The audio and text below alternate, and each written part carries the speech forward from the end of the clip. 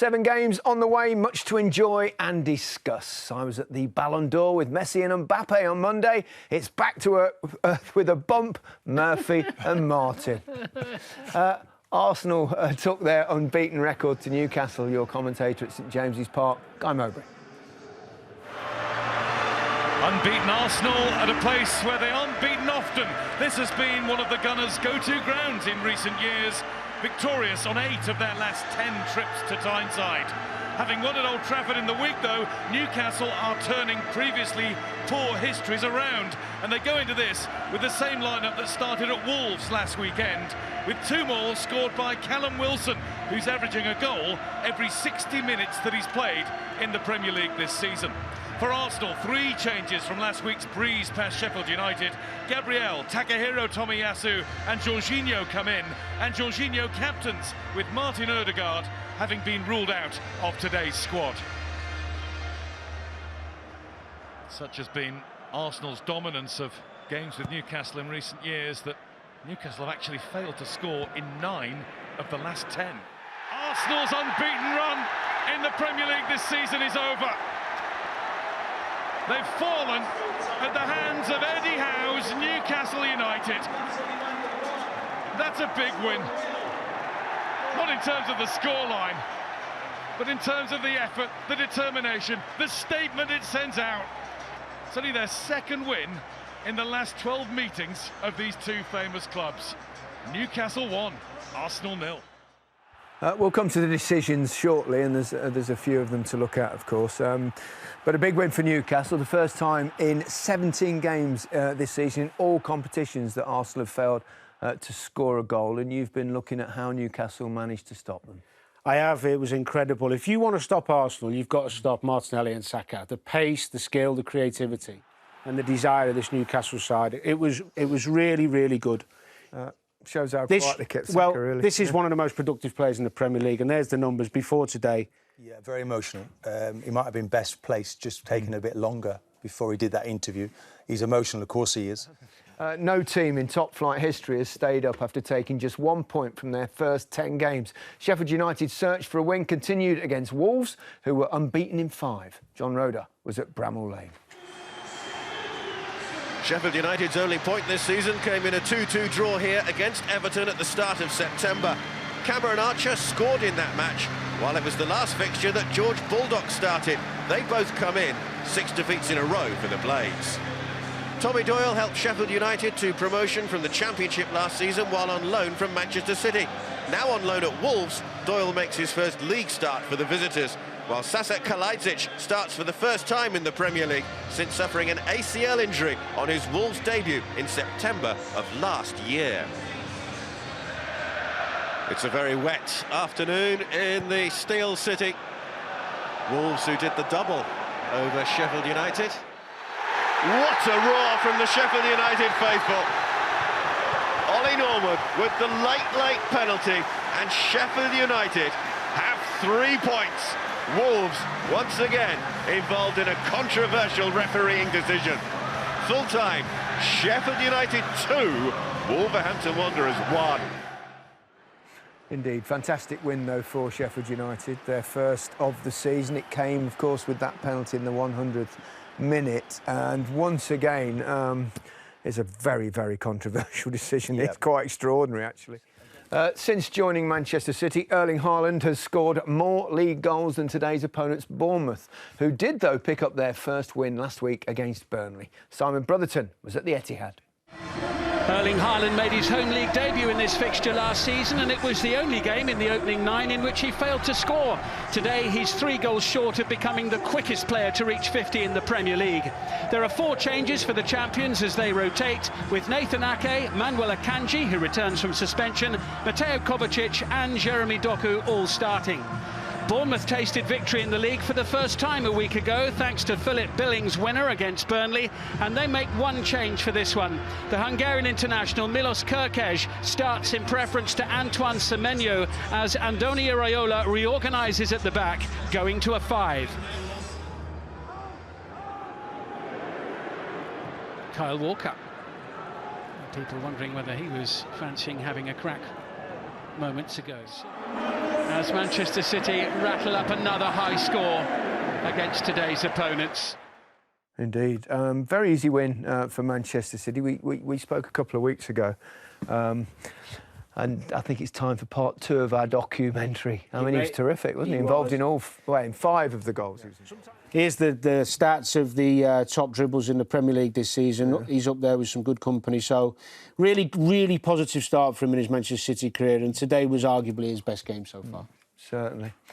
David Moyes had faced 43 different clubs as a Premier League manager. The only team he'd never beaten, today's opponents, Brentford. Mark Scott was at the G-Tech Community Stadium.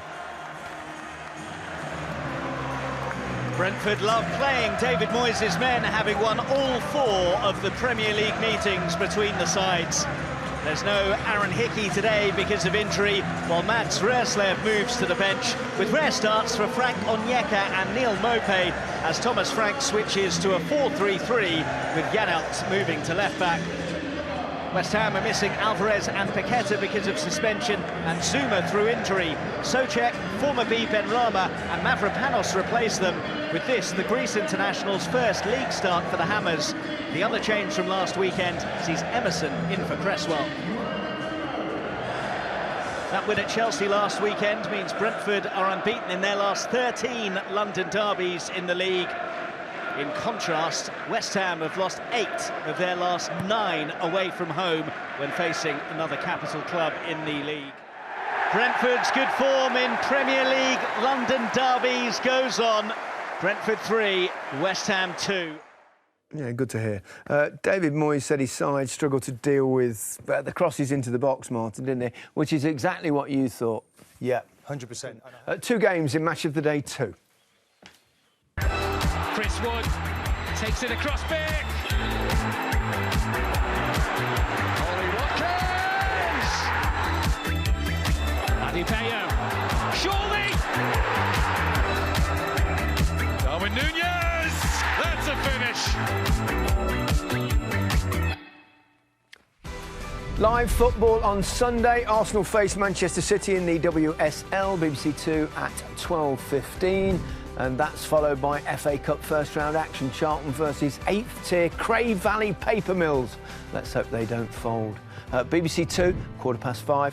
In the week, he won the Ballon d'Or. A reminder that the Messi documentary is available to watch on iPlayer. And if you missed the start of the show, sign in now on iPlayer. The whole programme goes up first thing on Sunday. The last time Fulham beat Manchester United, a certain Danny Murphy opened the scoring by nicking the ball off Paul Scholes and beating Thomas Kuszczak from 25 yards. Did you write this? You looked a bit miserable. You know, at least enjoy your goals. Do you know what? I was a bit tired, Gary. I'd been out 7 weeks. It was one of my first games back, so I was blowing. That's a long night out. Yeah, Jonathan Pearce was at Craven Cottage.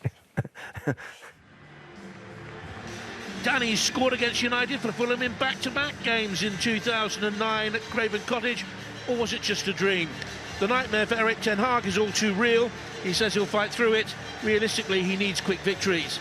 Wilson and Munoz for his first Premier League start come in for Fulham, having scored at Ipswich in the Carabao Cup, and in a third change from the league draw at Brighton, Pereira is preferred to Harrison Reed.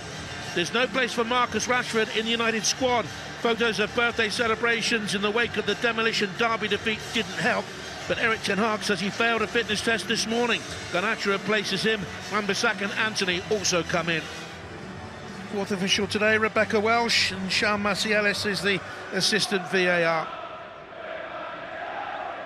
Manchester United with 8 losses in their opening 15 games in all competition. The most defeats at this stage of a season since they lost 9 in 1962. And Manchester United here have stolen the game right at the death. The Manchester United fans had a banner, didn't they, with the words, "Play like you mean it." Well, I think that certainly applied to Harry Maguire, didn't it, Martin? Oh, yeah, certainly. And I'm a big fan. And they need this sort of leadership on them. And the stats suggest, you know, that today he was dominating in every area. Touches, clearances, duels won. That's why they kept him on, Gary, because he was quite magnificent at the back. Great example of resilience, determination. No top-flight team had ever lost their first 6 home games in a season. That was the record Burnley were looking to avoid against Crystal Palace. James Fielden was at Turf Moor. Despite one win overall, Burnley investor and former NFL star J.J. Watt has declared the Clarets will be just fine, while jumping to conclusions is an exercise in futility. 3 home defeats have come against sides in the top 5. Crystal Palace are struggling for goals and have won just 1 of their last 7 games in all competitions. Burnley are without the suspended Josh Cullen, so Sander Berger is recalled, while Jordan Beyer returns to the back after 4 games out injured. Jay Rodriguez makes his first league start since January. 3-goal top scorer Lyle Foster is still sidelined due to illness. Crystal Palace don't make many alterations and are unchanged. Jordan Ayew was labelled by boss Roy Hodgson as one of the club's best ever signings after he signed a new contract this week and makes his 250th Premier League appearance. Crystal Palace have won the toss, but can Burnley finally get themselves off and running at home? Then after a first top flight, well crafted for Crystal Palace, but Burnley heading towards a 6th successive home defeat. Well, that's very generous of Roy, accepting the fact that they probably got away with it a little bit today. But once again, mistakes from Burnley. We've talked about a lot of those, but it was more at the other end of the pitch that the fact that they couldn't see off a finish or finish a chance into goal. But it's not looking great for them at the moment. No. It really isn't. There you can see the numbers there. Yeah. Goals 8th, and that's the bottom of the... If you don't score, you don't win games, you don't stay in the league. Everton's 5-1 win at Brighton back in May went a long way towards keeping them in the Premier League. The 2 teams met again, this time at Goodison Park. Commentary comes from Vicki Sparks. That resounding victory gave Everton crucial momentum last season, and that is exactly what Sean Dyche wants them to keep building today as they look for their 4th Premier League win in 6 games. Amadou Onana misses out with a tight calf as Everton make 2 changes from their League Cup win over Burnley. Idrissa Gana Gueye replaces him with Decore back in for Danjuma. Brighton, who are winless in their last 4 Premier League games, make 5 changes from the draw with Fulham as Roberto De Zerbi once again switches things up in goal, with Bart Verbruggen replacing Jason Steele. Milner, Gilmour, Van Hecke and Veltman come in for Julio, Dahoud, Baliba and Webster. Well, Brighton have won on their last 2 visits to Goodison Park, including 4-1 here last season. First chance for Dwight McNeil to get frustration in the end for Sean Dyche and Everton. It looked as though the game plan was working so well, but it ends all square. Well, Everton and Sean Dyche's game plan almost worked. Almost. Thank you, Martin. Thank you, Danny. We're out of time. But before we go, let's have a look at the Premier League table. Manchester City are back on top, with Spurs not playing until Monday. Liverpool and Aston Villa have the chance to move above Arsenal on Sunday. Sheffield United remain bottom despite becoming the final team in England's top 6 tiers to earn a first league victory of the season. They're joined in the relegation zone by the 2 other promoted sides. Let's see what the Sunday papers have to say. The Telegraph leads on Mikel Arteta's fury with the standard of officiating in the Premier League. And under pressure, Manchester United manager Erik ten Hag says his match-winning captain Bruno Fernandes is an example to others. That's in the Sunday Express. So Newcastle win it through Gordon. Ant decks Arsenal. Goodbye.